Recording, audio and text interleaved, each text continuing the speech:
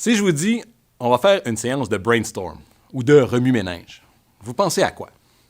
À un groupe de créatifs qui lancent plein d'idées, chacune plus folle que la précédente. Peut-être il y a un risque qu'après la séance d'idéation, on a couvert les murs, les tableaux d'innovation potentielle, mais rien n'est fait. Pourquoi? L'innovation promise n'avait apparemment pas assez de traction dans le projet, dans l'entreprise pour prendre racine. Le côté effervescent d'un brainstorm ne devrait pas faire oublier qu'une bonne idéation, ça se prépare. Et c'est ce que nous avons fait ensemble depuis le début du cours. Un point culminant de cette préparation est la création de la carte de l'expérience ou du parcours utilisateur. Ces cartes, en mettant l'accent sur les points de contact, de friction et de rupture, mettent effectivement en lumière les opportunités d'affaires qui sont présentes dans l'expérience de l'utilisateur actuel. Par exemple, un site transactionnel révèle avoir un irritant dans une de ses fonctionnalités courantes. Il y a donc une perte de revenus liée à ce problème. Selon une étude récente, 88% des consommateurs en ligne disent qu'ils quittent les sites où il y a eu une mauvaise expérience et pour ne plus jamais revenir. L'opportunité ici est double.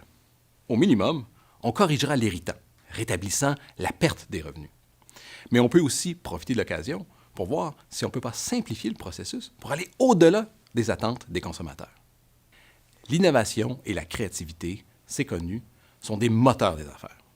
Dans une autre étude, Forrester Research a trouvé qu'une interface utilisateur bien conçue pourrait augmenter le taux de conversion d'un site Web jusqu'à 200%. Et pour une meilleure conception UX, pourrait générer des taux de conversion allant jusqu'à 400%. Le UX peut avoir vraiment un impact positif énorme. Plusieurs exemples notoires viennent en tête, comme celle d'Uber ou les meilleurs produits d'Apple, quand on pense à des entreprises qui ont su transformer des points de friction en opportunités.